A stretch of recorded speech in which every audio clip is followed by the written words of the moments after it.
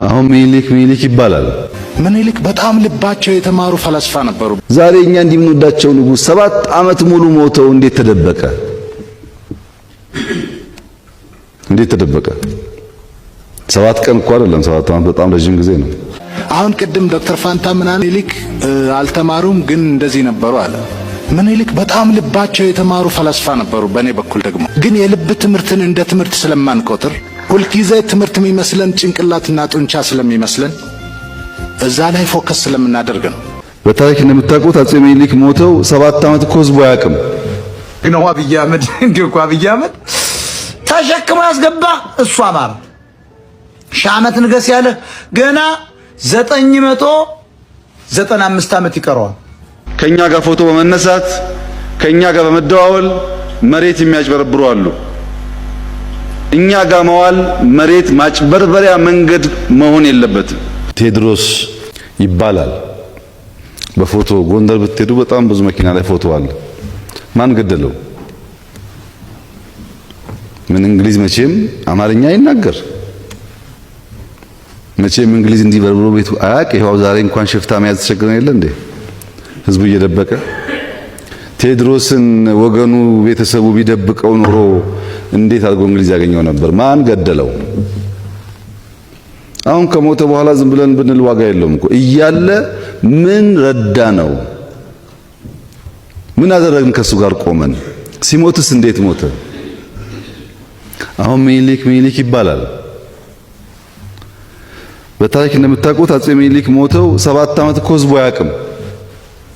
በአዝማሪ ነው የጠፉ ምናምን የሚባል እንጂ ህዝቡ አያውቅም፣ አልተነገረውም። ዛሬ እኛ እንደምንወዳቸው ንጉስ 7 ዓመት ሙሉ ሞተው እንዴት ተደበቀ? እንዴት ተደበቀ? 7 ቀን እኮ አይደለም፣ 7 ዓመት በጣም ረጅም ጊዜ ነው። አሁን ካለፈ በኋላ የምናደርገው ዋጋ የለውም። ያን አብረን ቆመን ረድተን ጊዜያቸው ካለፈ በኋላ አለፈ። ተመልሰው ምንም ማድረግ አይችሉም። ታሪክ ነው። ከኛ ጋር ፎቶ በመነሳት ከኛ ጋር በመደዋወል መሬት የሚያጭበረብሩ አሉ። እኛ ጋር መዋል መሬት ማጭበርበሪያ መንገድ መሆን የለበትም። ይሄን የምታረጉ ባለሀብቶች ምንም የምንወዳችሁ እንኳን ብንሆን እናንተን ከመቅጣት ወደ ኋላ እንደማንል ማወቅ ይኖርባችኋል። ዘመድ ጓደኛ መስላችሁ ቀርባችሁ ከሹማምንት ጋር እየታያችሁ በሪል ስቴት ስም የምትዘርፉ ሁኑ በሌላ መንገድ የምትዘርፉ መንግስት እያጣራ እርምጃ ይወስድባቸዋል። በጣም ይወዳቸዋል፣ ግን ሌቦች የሚጠየፍ መንግስት ስለሆነ እርምጃ ይወስድባቸዋል። በእኛ በኩል እንጨክናለን፣ በእናንተ በኩል ጨክኑ።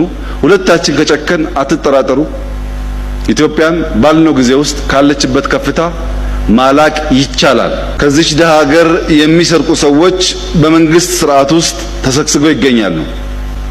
በእኛ ወገን ሆነው እጅ መንሻ ለሚሹ ግለሰቦች እጅ ከፍንጅ ለመንግስት ጥቆማ ሰጥቶ የሚያስይዙ ግብር ከፋዮች የገቢዎች ሚኒስቴር በተለየ መንገድ የታክስ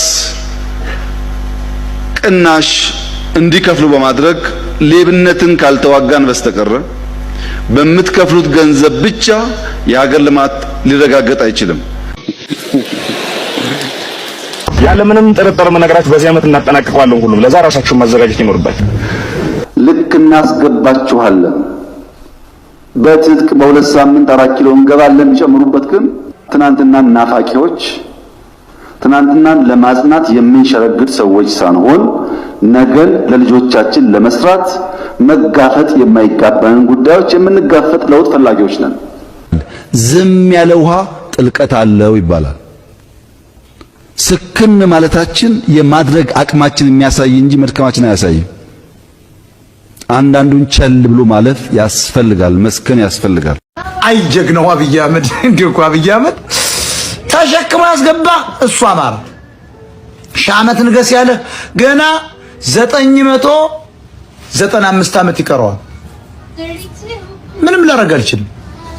አብይ አህመድ 1000 ዓመት ይንገሳል ያልክ አማራ አስረግጬ የምነግርህ 995 ዓመት ይቀረዋል። 995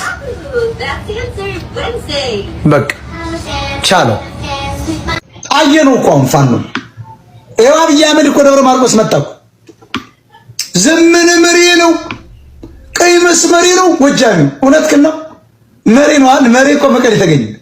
ታዲያ አብይ እንደመጣ ፈርሰህ እኮ ነው፣ ለሁለት ተከፍለህ እኮ ነው። ለምን አሰማኝም ነበር እኔ ዘመነ ራስ ዘመነ ብርጋዴር ጀነራል ውባንተ አሁን ሽምቅ ተዋጊ ፋኖ የምናባክ ብርጋዴር ጀነራል ብርጋዴር ጀነራል ምናምን እኮ ማዕረግ እኮ የሚሰጠው መንግስት ስትሆን፣ አንተ እኮ ሽምቅ ተዋጊ ነህ፣ መሪ መታወቅ የለበትም ስለው አማራ ይሰማል። አሁን ፈርሶ አማራ ኪቱን አዝሎ ወዴት ይሄድ? አሁን ደግሞ መጥቼ በኢትዮጵያን አፍርስ ያንተ አይደለችም። ሀገር ማሰራ አውቃለሁ። ሀገር የሰራ ኦሮሞ ነው። ኢትዮጵያ የምትባለው የሰራው ኦሮሞ ውሸት እኮ አማራ አልሰራው። ምክንያቱም አንተ ከሰራት ማፍረስ ነበረባችሁ። ልንገራ ከአፄ ቴዎድሮስ በኋላ አማራ አልገዛ። ዝም ብለህ ነው የምትጃጃል። ጡት ቆረጠ የሚሉ አውቀው እኮ ነው ኦሮሞች። ምን አገባይ ስለምንልክ አፍርሰው አውጡት አትለው። እየለመን አማራ በእንተ ስለማምላክ እያለ ህንጻውን ላፍስለው ሆነ። ለምን ኢትዮጵያ ትፈርሳለች? ምንድነህ አንተ? ምንድነህ ፋኖ የአማራ ፋኖ? ኧረ እኔ ይመቻችሁ፣ እናንተ የሚመቻችሁ፣ እነሱ የሚመቻችሁ። መደመር ተደመሩ። ኦ ማይ ጋድ what the hell። ስለዚህ አብይ አህመድ ይፍረስ፣ ብልጽግና ይፍረስ ትላለህ። በኋላ ቅጣቱ ይሄ እኔ አገባኝም። እኔ ይመቻችሁ ሁሉ ምን አይደለም። ብልጽግና ስርዓት ጠፋ፣ ማብራት ጠፋ። ዝም በል ሰውዬ።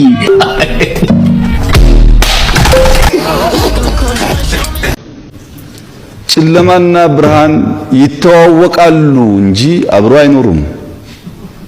ተከባብረው ነው አንዱ ለአንዱ ቦታ እየለቀቀ።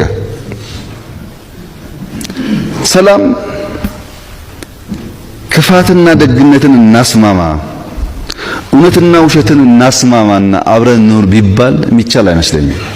እንደውም እኔ አዲስ አበባ ገብቼ ከናብይ ጋር መስራት ፈልጋለሁ። ምን አባት አደረገኛል? ነገ ነው ለቅቄው የሚሄደው። ምን አባት አደረገኛል? ካልጠቀምክ ሄለኔ በጣም ብዙ ጊዜ ነው ያጠፋሁት። በቃ እኔ ከናንተ ራሱን ዛሬ አሁን ልለይ ይችላል።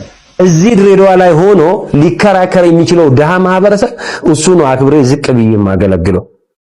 ዲያስፖራ ሲባል ሁሉም እውነት ለመነጋገር እናውቃለን እኮ እውነት የሚያስቡ አሉ። ኢቭን አሁን ማድረሳቸው የድሬዳዋ ተወላጆች ተብሎ በኮንቴነር እቃ እያመጡ የሕክምና እያመጡ እሳተ አደጋ እያመጡ ከፈረንሳይ፣ ከዩሮፕ፣ ከአሜሪካ፣ ከአውስትራሊያ እያመጡ ያሉ የድሬዳዋ ልጆች አሉ። ይሄን ሁሉ ማመስገን ነበረብን እውነት ለመነጋገር። አሁን እስቲ አንድ ስክሪፕቱ ያልገልዛ አንድ ተማሪ የትምህርት መርጃ ብሎ $100 ያላከ ሰውዬ እዛ ሆኖ ድሬዳዋ ህዝብ ተበደለ፣ ወጣቱ ታሰረ፣ በየትኛው ሞራል ነው የሚናገረው?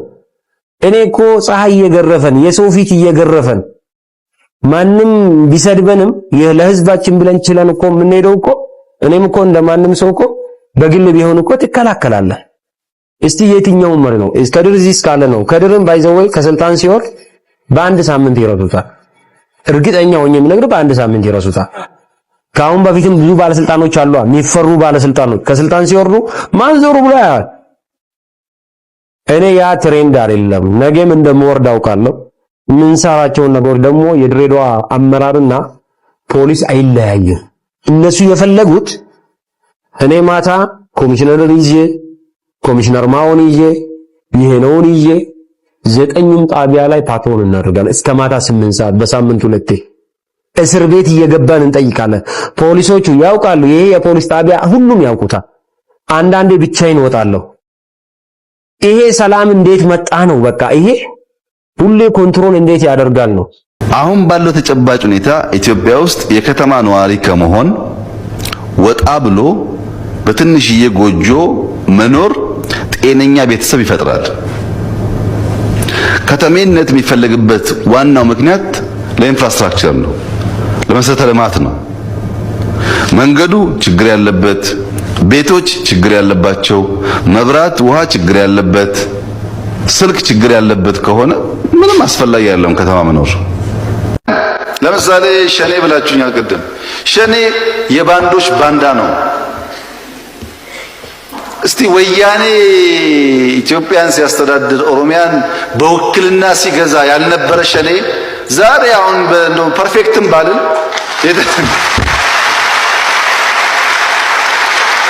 ስለ ኦሮሞና ኦሮሚያ ብለህ የምትሞትበት ጊዜ አይደለም። አሁን ትናንት ቀረሱ። አሁን ልንከላከል እንችላለን። መንገድ በዚህ ይሰራ፣ ውሃ በዚህ ይሰራ፣ እዚህ ጋር እንትና ሊቀመንበር ይሁን ምናምን ልንከላከል ልንገዳደር ግን አያስፈልግም። ግን የሚያወሩ ያውሩ፣ የሚሳደቡ ይሳደቡ። ወጣቶች ህልመኞች እንድትሆኑ መክራችኋለሁ። ህልመኞች ሁኑ፣ ለህልማችሁ ትጉ። ህልማችሁን ለመጨበጥ ህልማችሁን ፈታችሁ ለማየት የምትተጉ ሁኑ። ነገር ግን ከኢትዮጵያ በመስረቅ ከኢትዮጵያ በማጉደል ኢትዮጵያን በማጉደል ማንም ተጠቃሚ መሆን ስለማይችል ልባችን የሰፋ አእምሯችን የሰፋ የሰከነ የሚያስተውል ባሉባልታና በወሬ ሳይሆን በሚታይ ነገር ነብዩ መሐመድ ሰለላሁ ዐለይሂ ወሰለም በፍትህ አዋቂነታቸው በመልካም የመንግስት አስተዳደር ስርዓታቸው ምክንያት ኢትዮጵያውያንን አምነው ልጆቻቸውን የቅርብ ዘመዶቻቸውንና ሰሃቦቻቸውን ጨምረው ወደኛ ሰደዋል። ኢትዮጵያውያን በመካከለኛው ምስራቅ ታሪክ ውስጥ በእምነት አስተማሪነት፣ በሀገር መሪነት፣ በስነ ጥበብ አዋቂነት፣ በንግድ ታላላቅ ቦታዎችን ይዘው መኖራቸው ይታወቃል። እንደ ደቡብ ምዕራብ ኢትዮጵያ ያለ ሀብታም ክልል ማግኘት ትቸገራላችሁ። በእያንዳንዱ ዞን ብትሄዱ፣ ከፋ ብትሄዱ፣ ዳውሮ ብትሄዱ፣ ኮንታ ብትሄዱ፣ ቤንች ብትሄዱ፣ ሸካ ብትሄዱ የሄዳችሁበት ቦታ በሙሉ ታይቶ የማይጠገብ ውበት ያለበት ክልል። ቡና ሲባል በኢትዮጵያ ከኦሮሚያ ቀጥሎ ሁለተኛው ቡና አምራች ከባቢ ነው።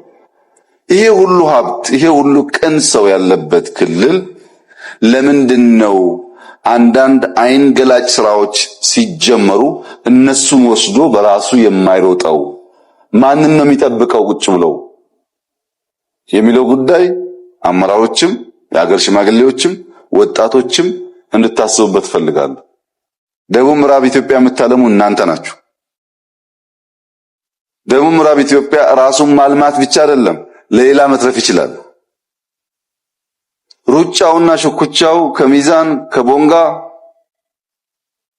ከተርጫ እየሮጡ አዲስ አበባ መግባት አለ መሆን ያለበት። ወጣቶች ከአዲስ አበባ እየተመለስን ይሄንን ለም ቦታ አይን እየገለጥን ማስዋብ ነው መሆን ያለበት። ትንሽ ዕውቀት ትንሽ ስልጣን ሲገኝ ሁሉም እየሮጠ ወደዛ መሄድ ከሆነ ይሄኛው ለማን እንደሚተው አላውቅም። እንደዚህ ያለውን ውበት ለማምጣት እኮ ነው ግሪን ሌጋሲ እያልን መከራ መንበላ። ውበት ባለበት ቦታ ደግሞ ወደ ገንዘብ መቀየር አለበት። ያ እንዲሆን የዚህ ከባቢ ሰዎች ብዙ የተፈጥሮ ጸጋ አላችሁ፣ የሚያስደንቅ ባህል አላችሁ። ክረምቱን ጨምረን ብንሰራ ደቡብ ምዕራብ ኢትዮጵያ እኛ ኢትዮጵያውያን ብቻ ሳንሆን ሌሎች ከሌሎች ስፍራ እየመጡ ለማየት የሚጓጉት አይተውም ደግሞ አመስግነው አድንቀው የሚሄዱበት ስፍራ እንደሚሆን ጥርጥር የለው። እኔ ኦሮሞ ነኝ፣ ምንም ችግር የለው። ኦሮሞነቴ ኢትዮጵያዊ መሆኔን የሚያሰቃየኝ መሆን የለበትም።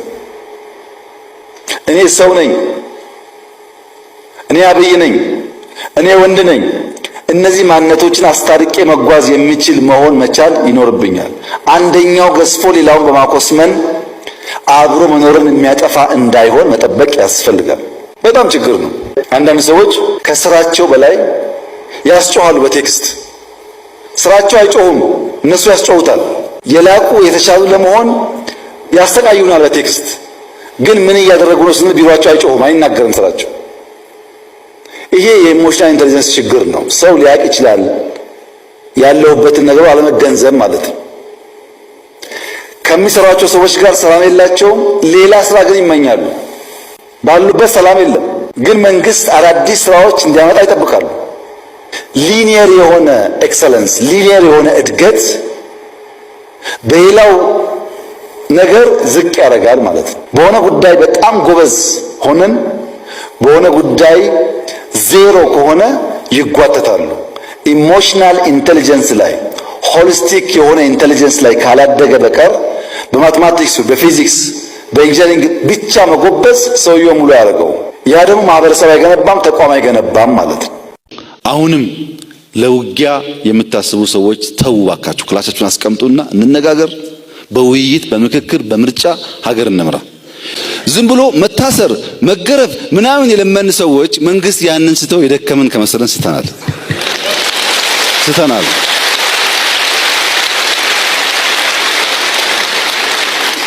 መግረፍና ማሰር ነው ያልቻልነው ስለማያስፈልገን እንጂ መንግስት መሆንማ ዓለም መሰከረ እኮ በአንድ ድምፅ።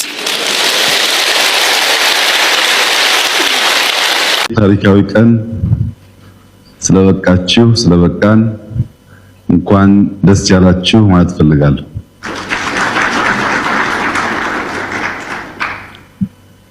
ብልጽግና በእውነትና በእውቀት ላይ ተንተርሶ ኢትዮጵያን ካለችበት ሁኔታ የሚያሸጋግራት ጠንካራ፣ አስተማማኝ፣ በፍቅር የደረጀ ድልድይ ነው። የብልጽግና መለያ እውነት፣ የብልጽግና መለያ እውቀት ነው። በጭንቅላታችን እናስባለን፣ በልባችን እንገናኛለን፣ ባለን አቅም ሁሉ እንሰራለን። ኢትዮጵያን፣ ታሪኳን፣ ደህንነቷን ለመቀየር ለህዝቦቿ ተስፋ የምትሆን ለመኖር የምታጓጓ ሁሉም ዜጋ ደስተኛ የሚሆንባት ሀገር ለመፍጠር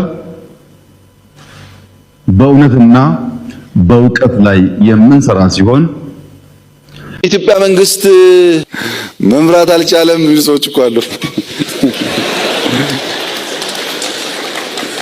እንዴት መሰላችሁ? ባለፉት አንድ ወርና ሁለት ወር ስለ ኢትዮጵያ ለውጥ መንግስት ዓለም የተናገረውን ያክል ላለፉት 20 ዓመታት ላይናገር ይችላል። ዓለም የገባውን ለውጥ የማይገባን ሰዎች ምክንያቱም እንደሆነ ልንገራችሁ። ሁለት ቤተሰቦች አሉ ገጠርና ከተማ የሚኖሩ። የገጠር ተወልዶ ያደገው ልጅ ቤተሰብ ጥየቃ ከተማ ይመጣል። ከተማ መጥቶ ከቤተሰብ ልጅ ጋር ወክ ሲያደርጉ መኪና ሲያይ ይደነብራል። ጥሩምባ ሲነፋ ይጮሃል። ፎቅ ሲያይ ቆሞ ይቀራል። መኪና ከሩቅ እየመጣች እንደሆነ ሲያይ ለመሻገር ይፈራል፣ አይሄድም። ከተሜው ፋራ ያይስቅበታል፣ ያልገባው ሞኝ ያይስቅበታል። ከአንድ ወር በኋላ ከተሜው ገጠር ይሄዳል።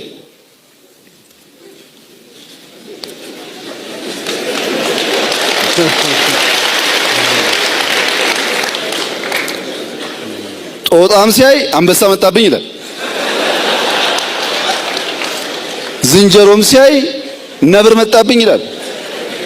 ጫካው ኮሽ ባለ ቁጥር እባብ ነደፈኝ ይላል። ምን አይነቱ ፈሪ መጣብኝ አለ ደግሞ ገጠሬው።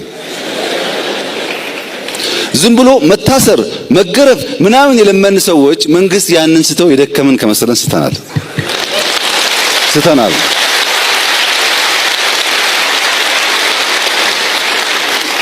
መግረፍና ማሰር ነው ያልቻልነው ስለማያስፈልገን እንጂ መንግስት መሆንማ ዓለም መሰከረ እኮ በአንድ ድምፅ።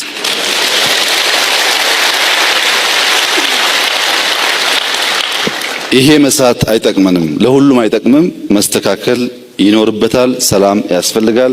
ለሰላም ከልብ መስራት እንፈልጋለን። ጠቅላይ ሚኒስትር መለስ ታመው ከዚያም አልፈው እስኪቀበሩ በነበረበት ጊዜ ሀገር አልነበሩም። ለወራት እኮ እሳቸው አቶ ኃይለማርያም ደሳለኝ ለቅቅ ያለው ካሉ በኋላ 45 ቀን መንግስት አልነበረም፣ ሀገር አልፈረሰም። ኢትዮጵያን ያቆማት ኢህአዴግ አይደለም፣ መንግስት አይደለም። ኢትዮጵያን ያቆሙ በጣም ብዙ ሚስማሮች አሉ። በቀላሉ የሚፈርስ ሀገር አድርጋችሁ አትውሰዱት።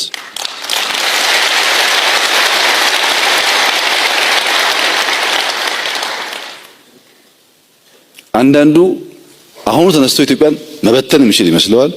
አንዳንዱ ደግሞ አሁን ስልጣን ቢያገኝ ኢትዮጵያን እንደ ወርቅ በወርቅ ማድረግ የሚችል ይመስል። ሁለቱም ውሸት ነው፣ አይሆንም።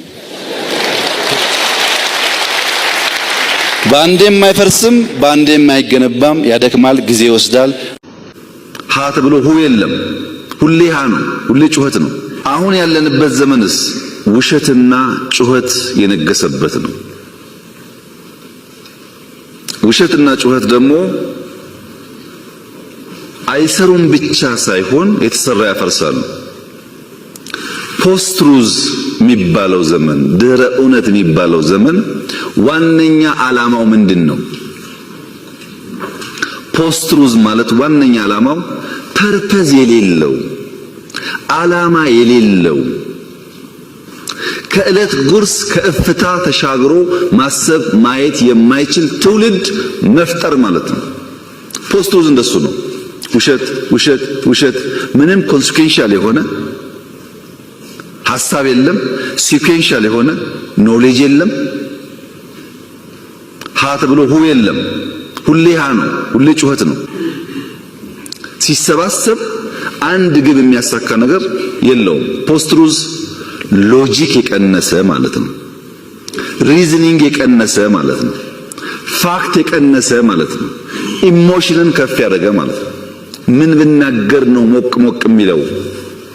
የኢትዮጵያ ፖለቲካ ከእንግዲህ በኋላ አዛውንቶችን ለምክር እንጂ ለፖሊሲ መንጨት አትፈልግም። እውነቴን ነው።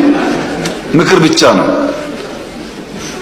ምክንያቱም ዓለም ተገለባብጣለችና አሁን ያለችውን ዓለም እናንተ ለመገንዘብ በጣም ከባድ ስለሆነ አልፎ አልፎ ምክር ሲያስፈልግ ከሁሉም ሽማግሌዎች መስማት ጥሩ ነው። ማክበር ጥሩ ነው። ሲታመሙ ማሳከም ጥሩ ነው። ከሞቱም በክብር መቅበር ጥሩ ነው። ከዛ አልፎ ግን ፖሊሲ እንዲያመነጩ እኔም አልጠብቅም። ከኔና ከኔ በላይ ያላችሁም እርማችሁን አውጡ። ጊዜው እያለፈ። ትናንትና ሻዕቢያና ወያኔ ከሱዳን ጋር ተባብረው ደርግን ጥለዋል። አሁንም እዛ ተባብረን እንጥላለን የሚል ምኞት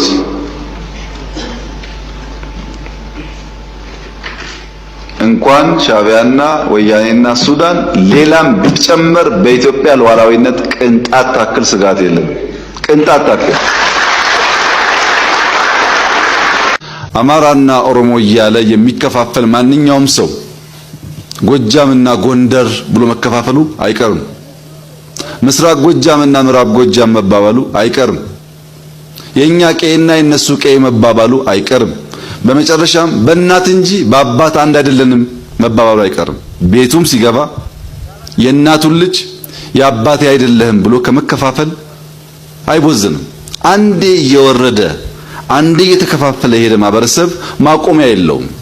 ከላይ ሲጀምር ይመስላል፣ እየገባ ሲሄድ ግን ቤተሰብ የአንድ እናት ልጅ የሚከፍል በጣም ክፉ ልምምድና ባህሪ ነው። የሚሻለው የሚበጀው የሚያለያየን ነገር እየተወያዩ ጥቃቅኑን ነገር እየረሱ በትልቁ ጉዳይ መሰብሰብ፣ መተባበር፣ ቢያንስ የሁላችንም የጋራ መሻት የሆነውን ሰላም፣ ልማት በጋራ ለማስፈጸም መጣር መሞከር ይበልጥ ይበጃል። ከዚያ ውጭ ያለው አማራጭ ሀገራችንን፣ ህዝባችንን ከመጉዳት ባሻገር አንዳች ጥቅም ሊያስገኝ አይችልም።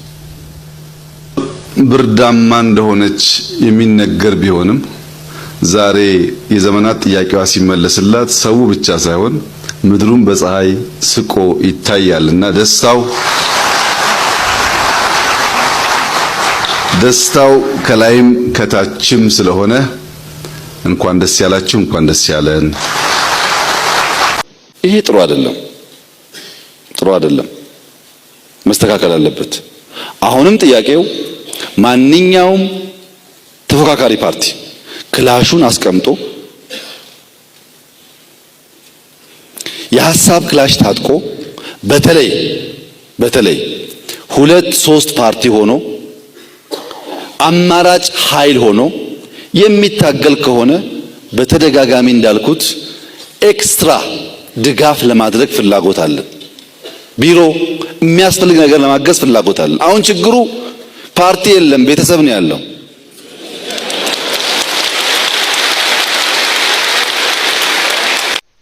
አማራ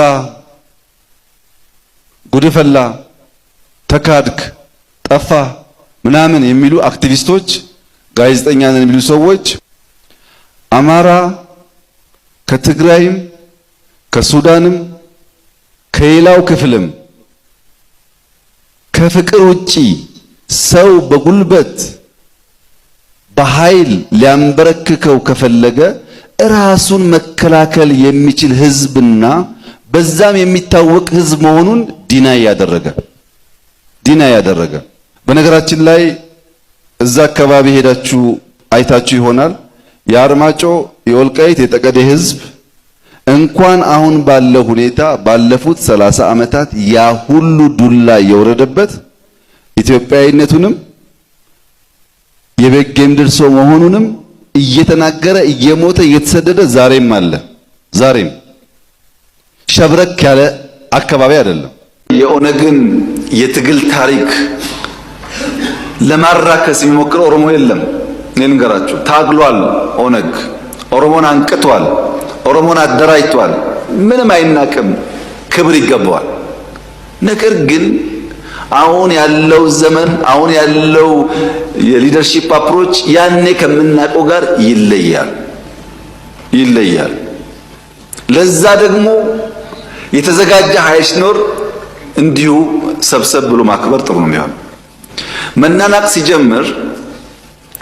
ሲጀምር ኒው ጄኔሬሽን ብቻ ለሚናቀው ለምሳሌ በትግራይ አይታችሁ ከሆነ ታደሰ ወረደ ማለት እድሜውን በሙሉ ወይም ጻድቃን ማለት እድሜውን በሙሉ ትግራይ ታገለ ነው።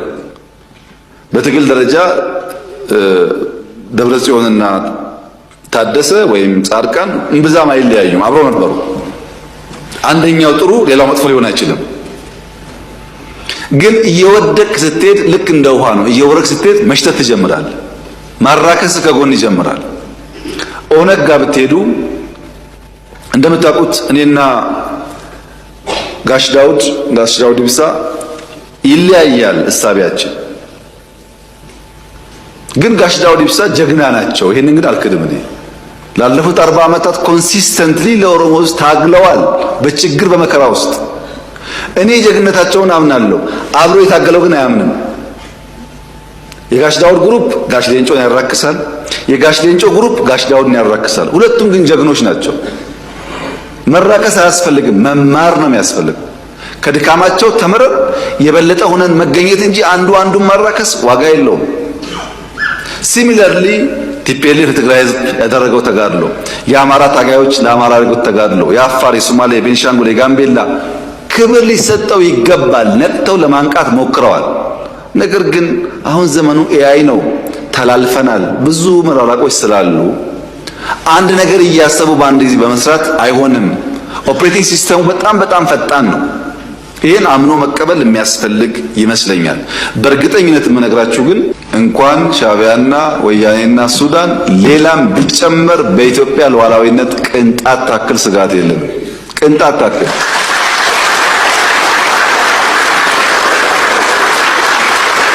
ያን ለመከላከል የሚያስችል ብቃት እየገነባን ያለነው። ጊዜው ሲደርስ እንዳስፈላጊነቱ እንገልጻለን። እኛ ስጋት የለብንም። ሰዎች ባፈጀ ስልት ድሮ በሰራ ስልት አሁን ለመጠቀም መሞከር ጠቃሚ አይደለም። ምክንያቱም ያኔ ስልቱ የሰራው በሸበጥ ጮፈሬ የላስቲክ ጫማ መሄድ የፈለገ መቅመል የፈለገ መራብ የፈለገ ቢገባውም ባይገባውም ወስቶ የተከተለ ኃይል ነበረ። አሁን ግን 22 እና መገናኛ ህንጻ አስቀምጠህ እዛ በመቀመጥ አይሆንም ማለት ነው። ተቀይሯል ጊዜው። ሀብት እያፈራህ ሀብትን እያጣጣምክ ራስን ደግሞ ለመስዋዕት ማዘጋጀት አብሮ አይሄድም። አልፎበታል እና ይህ ምኞትም አይጠቅምም።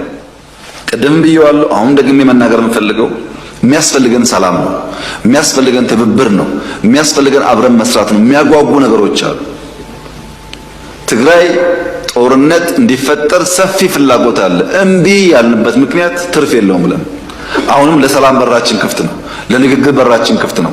መወያየት የምንፈልገው ሰላም ማምጣት የምንፈልገው በእኛ በኩል ትተን ተጎርተን ለትግራይ ሰላም ከመጣ ፍላጎታችን እሱ ነው። ሼር ላደርጋችሁ የምፈልገው በቅርቡ ዳቮስ ነበርኩኝና ለወርልድ ኢኮኖሚክ ፎረም አንድ የሚገርም ነገር ገጠመኝና እሱም ባካፍላችሁ በዚያውም አስታክኬ አንዳንድ ሀሳብ ለመሰንዘር ነው።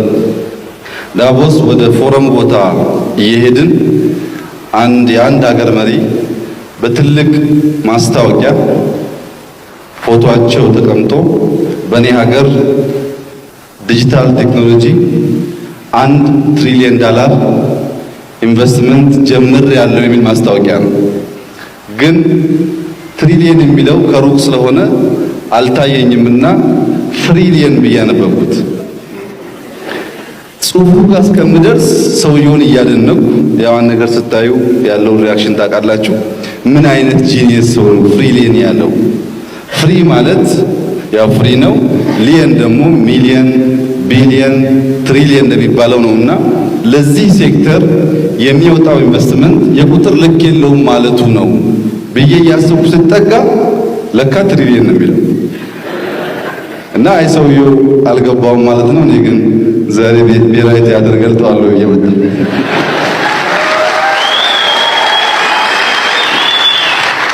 የኦነግን የትግል ታሪክ ለማራከስ የሚሞክር ኦሮሞ የለም።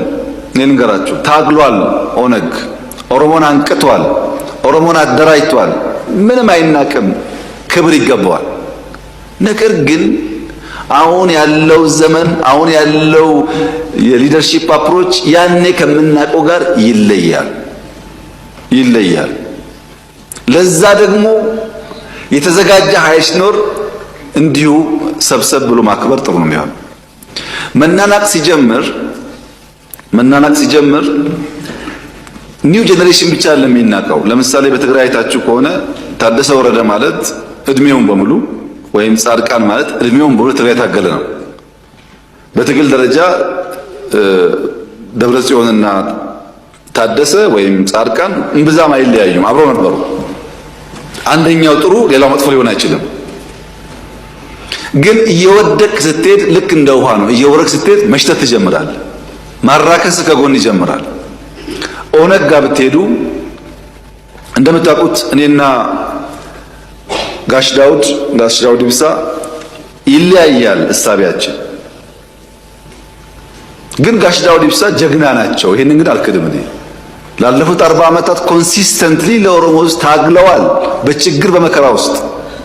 እኔ ጀግነታቸውን አምናለሁ። አብሮ የታገለው ግን አያምንም። የጋሽ ዳውድ ግሩፕ ጋሽ ሌንጮን ያራክሳል፣ የጋሽ ሌንጮ ግሩፕ ጋሽ ዳውድን ያራክሳል። ሁለቱም ግን ጀግኖች ናቸው። መራከስ አያስፈልግም፣ መማር ነው የሚያስፈልግ። ከድካማቸው ተምረን የበለጠ ሆነን መገኘት እንጂ አንዱን ማራከስ ዋጋ የለውም። ሲሚለርሊ ቲፒኤልኤፍ ለትግራይ ህዝብ ያደረገው ተጋድሎ፣ የአማራ ታጋዮች ለአማራ ያደረጉት ተጋድሎ፣ የአፋር፣ የሶማሌ፣ የቤንሻንጉል፣ የጋምቤላ ክብር ሊሰጠው ይገባል። ነቅተው ለማንቃት ሞክረዋል። ነገር ግን አሁን ዘመኑ ኤአይ ነው፣ ተላልፈናል። ብዙ መራራቆች ስላሉ አንድ ነገር እያሰቡ በአንድ ጊዜ በመስራት አይሆንም። ኦፕሬቲንግ ሲስተሙ በጣም ፈጣን ነው። ይህን አምኖ መቀበል የሚያስፈልግ ይመስለኛል። በእርግጠኝነት የምነግራችሁ ግን አምኖ መቀበል ካልቻሉ መቼም ማሸነፍ አይችልም። ለትግራይ ህዝብ የሚጠቅመው የፌዴራል መንግስት አካል ነው። ቲፒኤልኤፍ እኮ ቢችል ከሸኔ ከፋኖ ከገሌ ከምናምን የሚባሉ ኃይሎች ጋር ተዳብሎ አዲስ አበባ መግባት ይፈልጋል። አዲስ አበባ ሲገባ ማን ስልጣን ይሰጠዋል? እሱ ጊዜ ነው የሚያውቀው። ግን አያስጨንቀኝም። እነሱ የሚሰጡት ስም አያስጨንቀኝም። የሚያስጨንቀኝ በዚህ በቀጠሉ ቁጥር የትግራይ ህዝብ የህልውና አደጋው ሞር ፕሮናውንስድ እየሆነ ይሄዳል ነው እንዳልኩት። በጣም የሚያበሳጨኝ ነገር ቢኖር ቀደም ብዬ ይሄንን ወንጀለኛ ቡድን ማጋለጥ አለመጀመር ካልሆነ በስተቀር የፈለገ ታርጋ ቢሰጡ እንደ ሽልማት ነው ወጣው። ትግራይ ውስጥ የደረሰውን በልኩን ጥፋት የፈጸመው የኤርትራ መንግስት ሲስተማቲክ በሆነ መንገድ ትግራይን ማጥፋት አለብኝ፣ ህወሓት ነው ወደ ኋላ የመለሰኝ፣ ስለዚህ ትግራይን ወደ ኋላ መልሳታለሁ ብሎ የልማት ተቋማትን ደሊብሬትሊ ያፈረሰ ድርጅትና መንግስት ጋር ነው አብረው እየሰሩ ያሉት። ለራሳቸው ህልውና ሲሉ የማያስይዙት ሀብት የለም እና የትግራይን ህዝብ ነው አሁን ኮላተራል እያስያዙ እድሜያቸውን ለማራዘም ጥረት እያደረጉ ያሉት። ሱዳን ውስጥ የሚደረግ እንቅስቃሴ ውስጥ ስደተኞችን ፕሮቴክት ለማድረግ አይደለም። ደማዚን ሄደህ ውጊያ የምትከፍተው ምን ልትሰራ ነው? ሸረሪና ብትዋጋ ምዕራብ ትግራይ ልመለስ ብለህ ነው። ደማዚን ሄደ ኩርሙክ ሄደ ውጊያ የትግራይ ወጣቶችን ማስፈጀት ለምን ዓላማ ነው? ሰው ይሸጡ ነው። እነዚህ ሰዎች ነገ ከነገ ወዲያ አይ ስሪላንካ መልካም ገበያ ተገኝቷል ከተባለ ሰው ከመላክ ወደ ኋላ የሚመለሱ አይደለም። የነሱን የቡድን ህልውና እስካስቀጠለ ድረስ የትግራይ ህዝብ መቀመቅ ወረደ አልወረደ ደንታቸው አይደለም። ይህንም ብለው በግምት አይደለም። ኤቭሪ ስቴፕ ኦፍ ዘ ዌይ ዛምራው ውስጥ ነው የነበርኩት። ዲስጋስት ከሚያደርጉኝ ነገሮች አንዱ ቅድሚያ ለራስ ህልውና ለሊደርሺፕ ህልውና የሚሰጥ አስተሳሰብ ነው ፐርሚት የሚያደርገው ጠቅላላ ውሳኔዎች። ሰራዊት የነበረ ወጣት ሰላሜን ነው የምፈልገው እንደማንኛውም ዩኒቨርሲቲ ገብቼ ኢንጂነር ሆኜ ሌላው አካባቢ የሚታየው ልማት ተቋራጭ መሆን ነው የምፈልገው በሚልበት ሰዓት እሱንም እያስገደድኩ የኔን ህልውና ለማረጋገጥ የሚያስችል ዘመቻ አካሄዳለሁ እያለ ያለው ሊደርሺፕ እኔ እንትን የለብኝም። ይሄ የሚሸፋፍነው ነገር የለም። ኢትስ አ ክሪሚናል ኢንተርፕራይዝ የወንጀል ኢንተርፕራይዝ ነው ይሄ እንጂ የሆነ የሰፊው ህዝብ ጥቅም የትግራይ ህዝብ ልዕልና ምናምን አሳስቦት የትግራይ ህዝብ ልዕልና የሚረጋገጠው በሰላም ብቻ ነው። ስነ ስርዓት ምላሽ ይሰጣሉ ስላሉ እንድሰጥ ይፈቀድልኝ። ስነ ስርዓት። ስለዚህ እርሶም ከስሜትም ነፃ ይሁኑ፣ ይረጋጉ። በእርጋታም ሀገር የሚመራ ማይክሮፎን መንካት የተከለከለ ነው አፈ ጉባኤው እስካልፈቀደ ድረስ። ይሄ እኮ ትልቅ ምክር ቤት ነው። ሀገር በስርዓት የሚመራበት ነው። በስሜት ተነስተ እንዲናረግ ከሆነም ሀገር እንዴት ነው የምንመራው? ይሄ አግባብነት አይጠበቅም ከአንድ ምክር ቤት አንድ ይሄ እንዲመዘገብ በዚህ ጊዜ ከኢትዮጵያ ጋር ስነ ስርዓት እርሶ እንደ ልብ እንደተናጉኛ እናገራለን። የስነ ስርዓት ችግር አድምጠን እናገራለን ነው የገለጹ ያለው። የስነ ስርዓት ጥያቄ አለ አይደለም የለውም። ይሄ ሞሽኑን ካቀረቡት ጥያቄ የሚያቀርቡት ሞሽኑን ያቀረቡት ወይም በተከበሩ አፈ ጉባኤ እንጂ የተከበሩ የምክር ቤት አባል ለእኔ መልስ የሚሰጥ ከሆነ እኔ ተጻራሪ መልስ መስጠት ይችላሉ። እሺ መመለስ ይችላሉ። ስለዚህ ይሄ ምክር ቤት ነው። የተከበሩ እርሶም ሐሳቦትን አንጸባርቀዋል። ምክር ቤት ነው። ሌላው ምክር ቤት አባል እኮ ሐሳቡን ማንጸባረቅ አለበት። ይሄ ደግሞ መብት ነው። እርሶ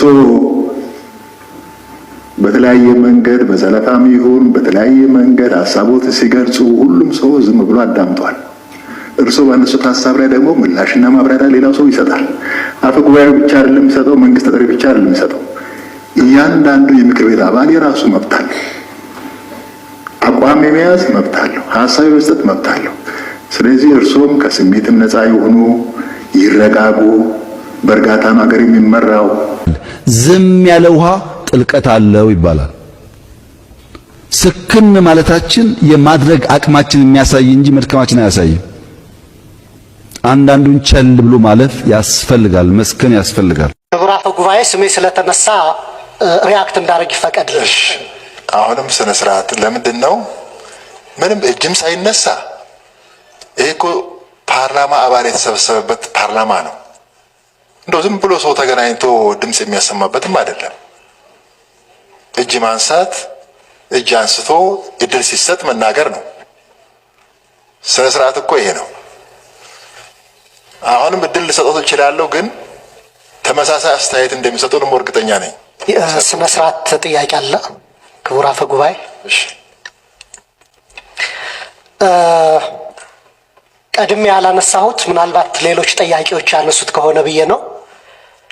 በሪፖርቱ ላይ ክብርት ሚኒስትሯም ሲያቀርቡ እንደ ዋና ግባቸው አድርገው ከያዙት ውስጥ ለክልል ፓርቲ ጽህፈት ቤቶች የአቅም ግንባታ ስራ መስጠት የሚለው ሪፖርት ውስጥ ተካቷል። ይህ እንዴት ሊሆን ይችላል? የስነ ስርዓት ጥያቄ አለኝ።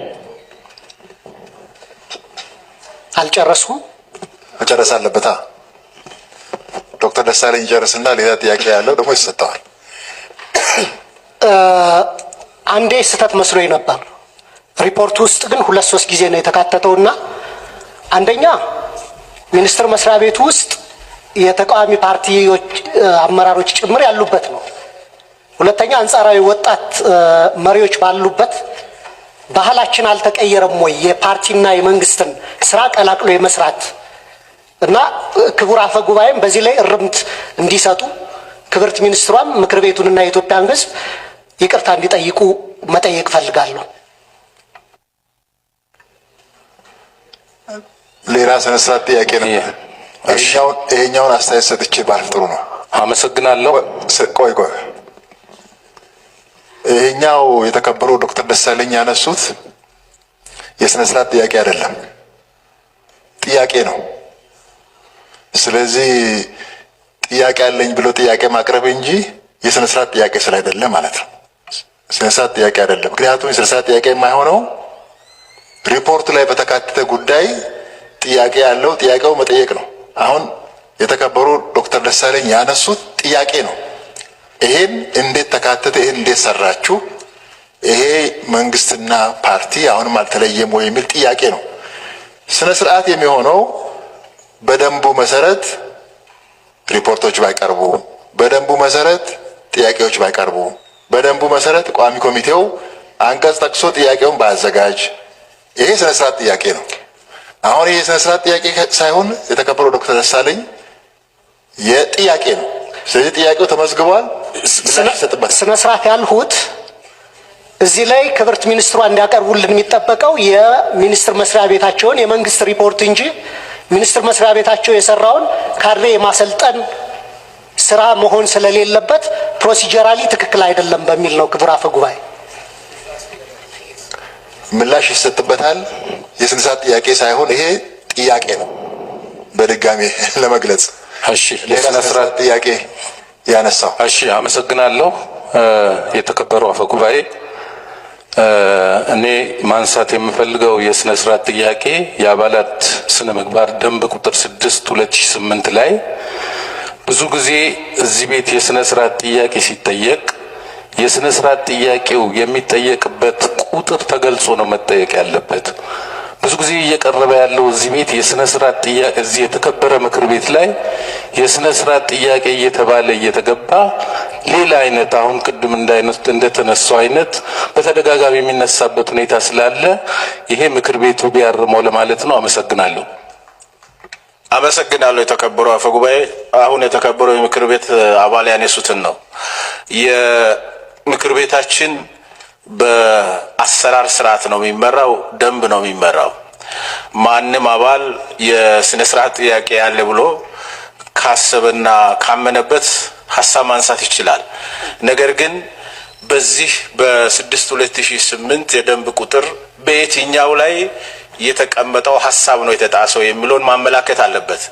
አለበለዚያ በዚሁ አቋራጭ ገብቶ ሌላ ጥያቄ ማቅረብ ራሱ የስነ ስርዓት ችግር ስለሚያመጣ የተከበሩ ዶክተር ደሳለኝ ያነሱት በዚሁ መታረም አለበት ለማለት ነው። ክቡር አፈ ጉባኤ ስሜ ስለተነሳ ሪያክት እንዳደርግ ይፈቀድልኝ። አሁንም ስነ ስርዓት ለምንድን ነው ምንም እጅም ሳይነሳ? ይሄ እኮ ፓርላማ አባል የተሰበሰበበት ፓርላማ ነው። እንደው ዝም ብሎ ሰው ተገናኝቶ ድምጽ የሚያሰማበትም አይደለም። እጅ ማንሳት፣ እጅ አንስቶ እድል ሲሰጥ መናገር ነው።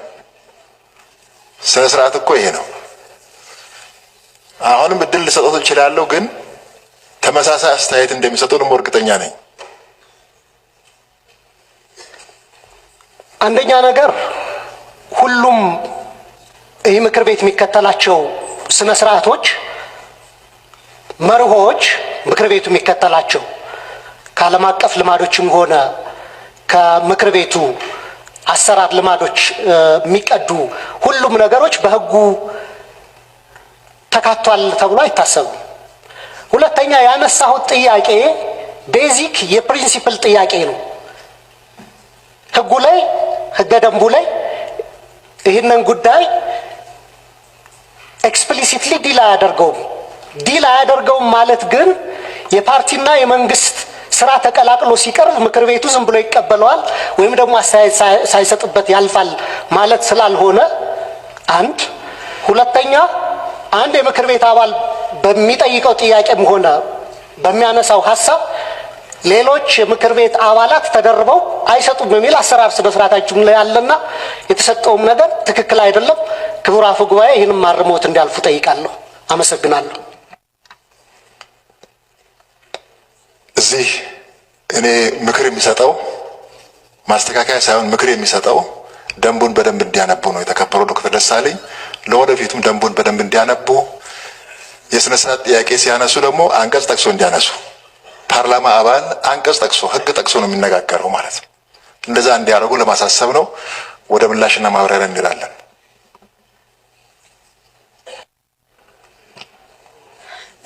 የሚደረጉ ህገ መንግስታዊ ስርዓትን የመናድ ሙከራዎች ይታያሉ።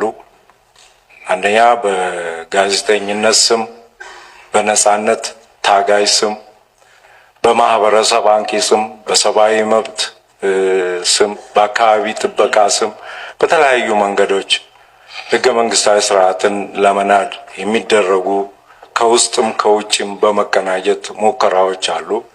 እንደዚህ አይነት ሙከራዎችን ለማስተንፈስ አይነተኛ መሳሪያ ነው ብዬ ነው የምወስደውና ተጠናክሮ መቀጠል አለበት። በቀረበበት ምክር ቤቱ ቢያጸድቀው ሀሳቤን ለመስጠት ነው። አመሰግናለሁ።